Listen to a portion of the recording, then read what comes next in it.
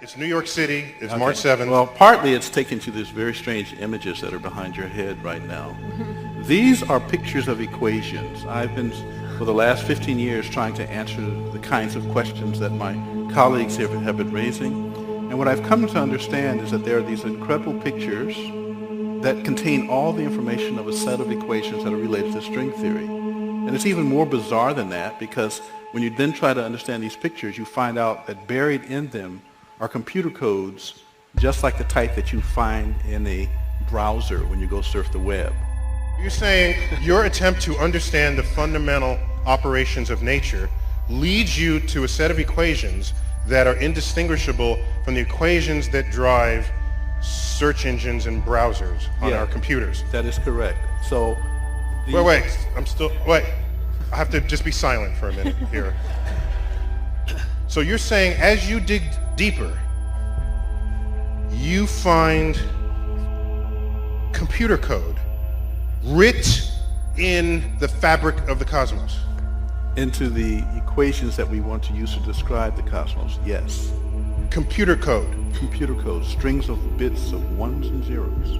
It's not just sort of resembles computer code, you're saying it is computer code. It's not even just is computer code, it's a special kind of computer code that was invented by a scientist named Claude Shannon in the 1940s. That's what we find very, very deeply inside the equations that occur in string theory and in general in systems that we say are supersymmetric. Well, do I think that there's some sort of master intelligence architecting all of this stuff? I think probably not, because then you have to say, where did the master intelligence come from? So you have, it sort of begs the question of, So I think really you can explain this with the fundamental laws of physics. It's a complex phenomenon from simple elements.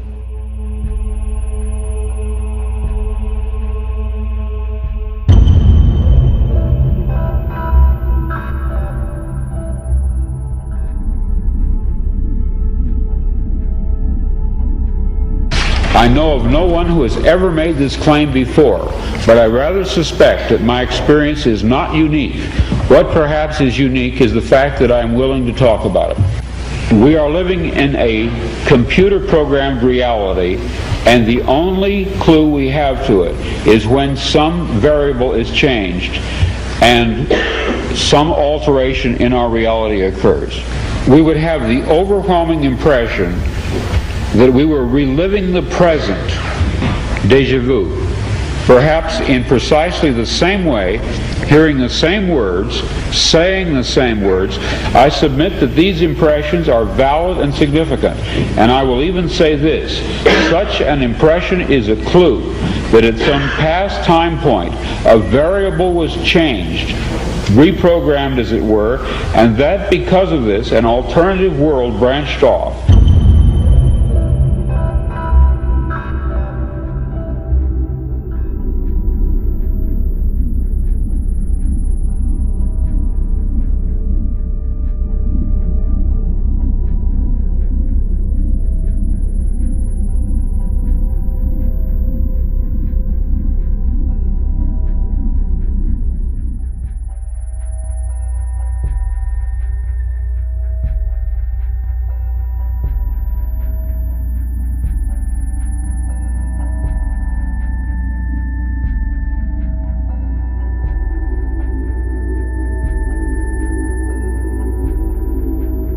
So what is life for you? Is it a dream?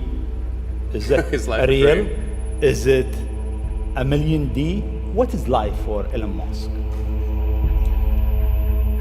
I find as I get older, I find that question to be maybe more and more confusing or troubling or uncertain. Was not received real well, I think.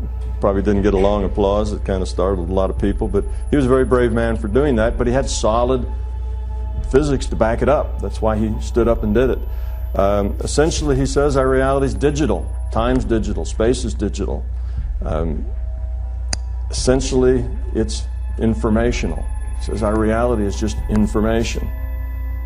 I think particularly when you see the advancement of something like video games, like say 40 years ago, you had video games. The most advanced video game would be like Pong, where you had like two rectangles and a dot. And you're like batting it back and forth. I played it. Oh yeah, like me too, exactly. I played all. Pong. Exactly. It sort of dates you a little bit, but yeah, we both played the same game, and that was like, wow, that was a pretty fun game at the time. But now you can see a video game that's photorealistic, almost photorealistic, and millions of people playing simultaneously, and you see where things are going with virtual reality and augmented reality. And if you extrapolate that out into the future with any rate of progress at all, like even 0.1% or something like that a year, then eventually those games will be indistinguishable from reality. They'll be so realistic, you will not be able to tell the difference between that game and the reality as we know it. And then it seems like, well, how do we know that that didn't happen in the past? And that we're not in one of those games ourselves? Interesting. I mean, could be. Everything is possible in life. I mean, yeah, particularly like things seem to be accelerating to something. Right. You played video games before. Yes. Okay. That's what it means. Have you any game come to mind? Super Mario Brothers. Super Mario Brothers. Okay. Mario runs around, jumps, Yeah, because we push buttons. and he'll jump off a cliff, but then scurry and come back to the. All right. So he doesn't fall. Yeah. If you were in that game and you were a scientist, you would start asking yourself, well, what are the laws of physics in my world? And you'd come up with a portfolio of how things move, how things jump, how things fall.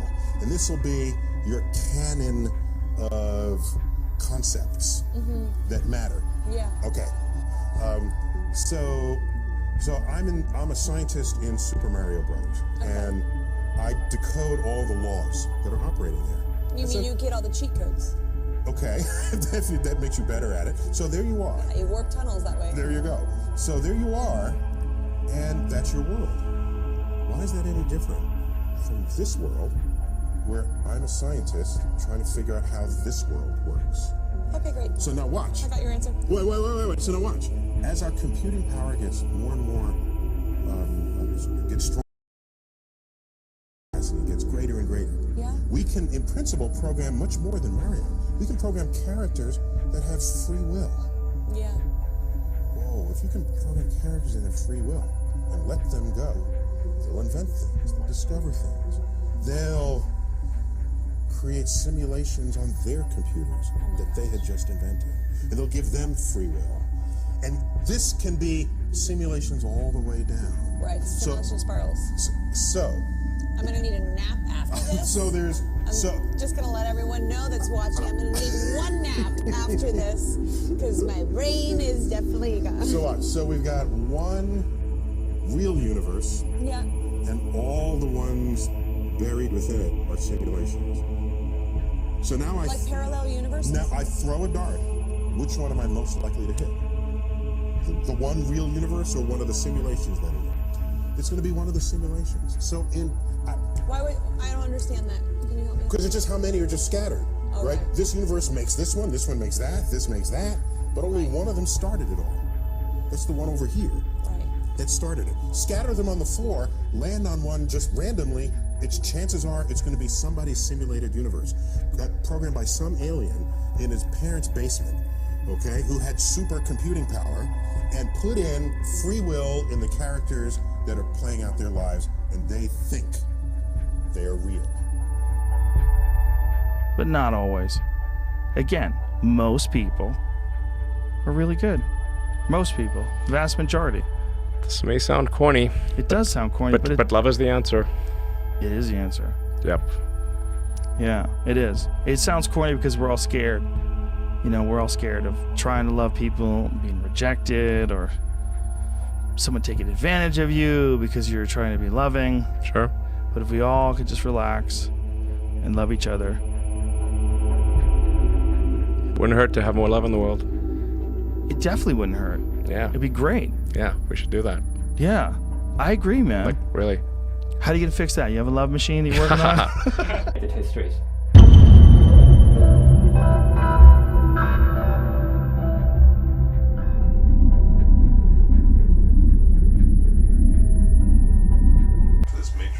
So how it ties back is this is part of the Matrix program. We're always in resistance and reaction. So we're going to end up dying of something. We're going to end up having a loss somewhere all the time. Now, what we started with in this conversation before we turn on the camera is we were talking about spiritual people, and they have a thing against money because and so they can't have money.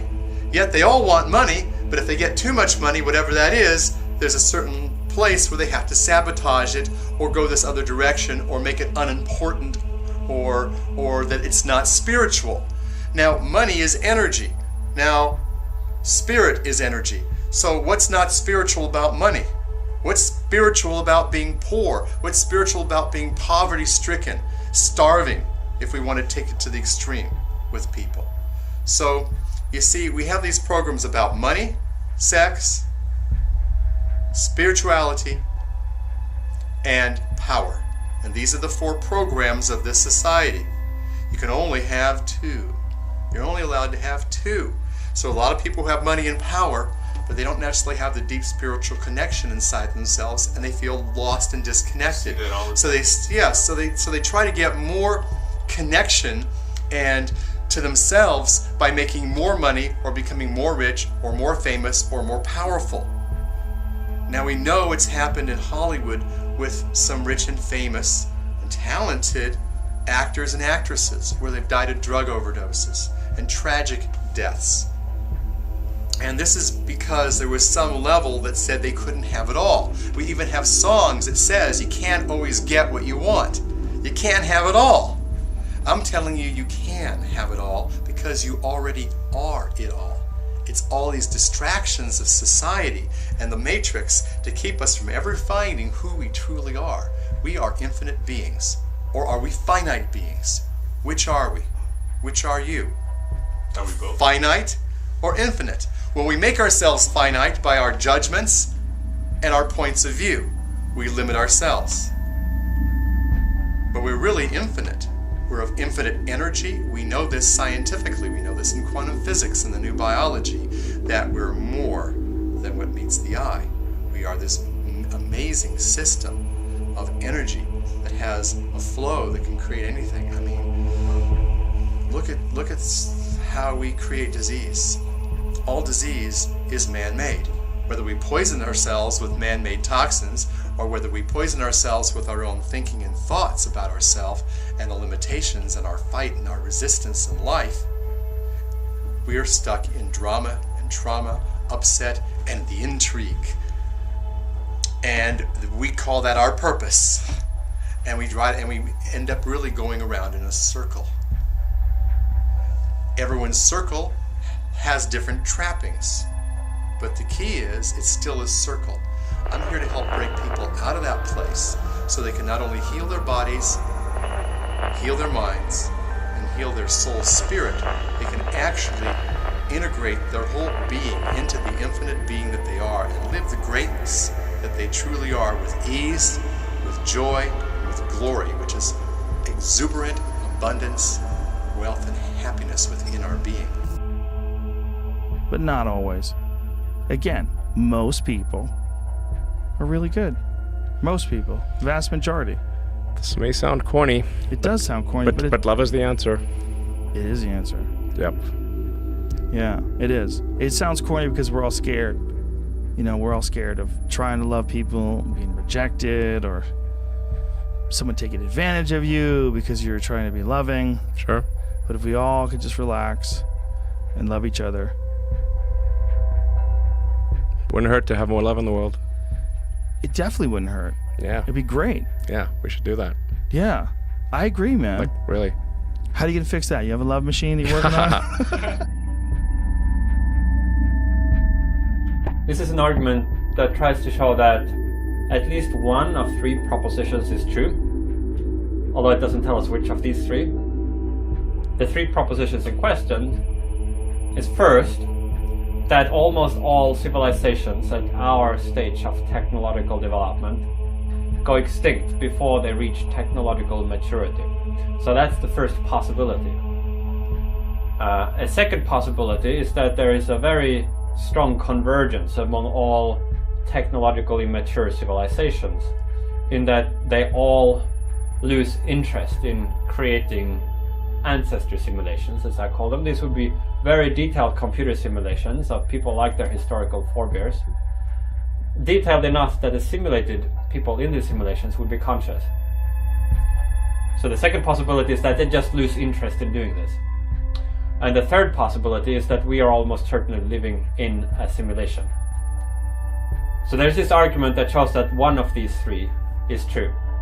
And the full argument involves some probability theory, but the basic idea can be grasped quite simply, which is that suppose it were the case that the first possibility did not obtain. So then some non-trivial fraction of civilizations at our stage eventually reach technological maturity.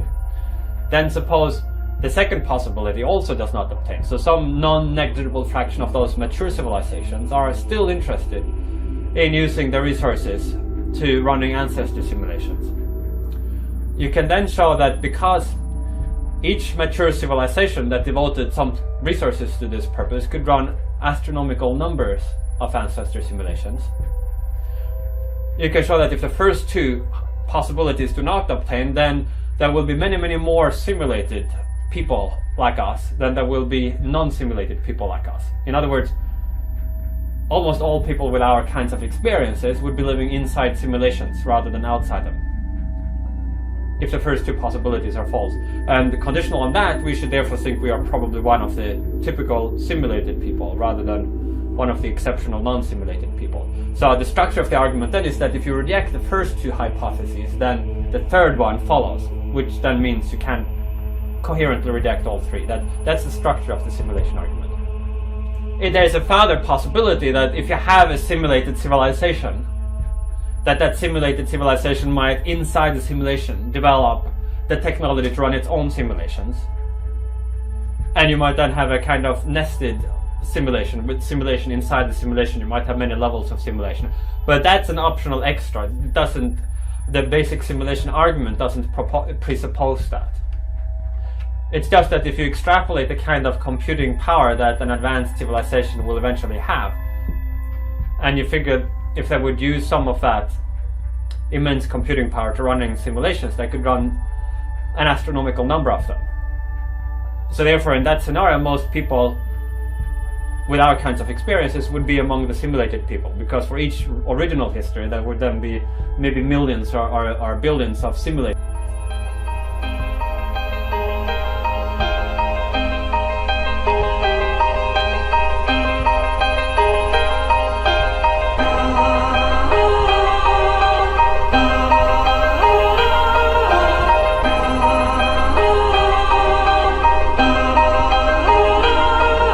That I'm willing to talk about. We are living in a computer-programmed reality, and the only clue we have to it is when some variable is changed.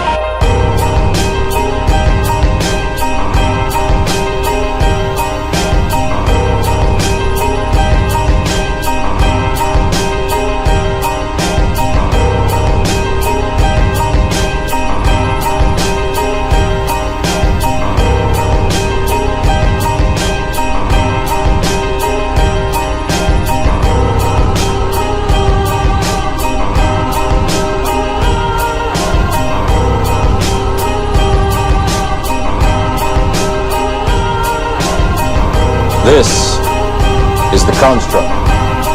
It's our loading program. We can load anything from clothing to equipment, weapons, training simulations, anything we need. Right now, we're inside a computer program? Is it really so hard to believe? Permission to speak freely, sir. I welcome it. Do you? Are you out of your Vulcan mind? This isn't real. What is real? How do you define real? If you're talking about what you can feel, what you can smell, what you can taste and see, then real is simply electrical signals interpreted by your brain.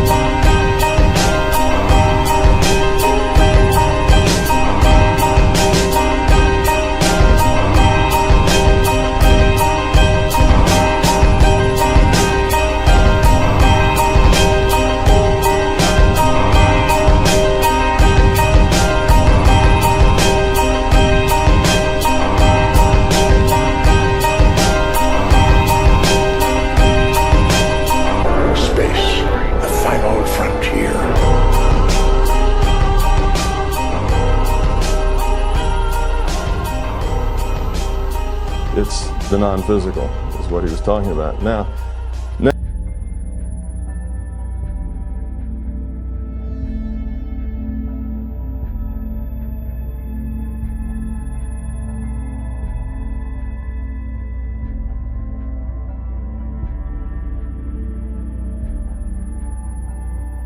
if imaginary numbers are at the heart of quantum mechanics, then presumably they are an inherent part of the universe. Or are they merely a mathematical construct? In other words, were imaginary numbers discovered or invented? Oh, well, that's the key question, one of the key questions in the philosophy of mathematics. Mathematicians don't like to admit it, but if you look back at the history of mathematics, a lot of important mathematics was developed because it seemed to be a pattern or a game that nature or God also plays, not just a game that one mathematician invented one Sunday afternoon when he had nothing to do.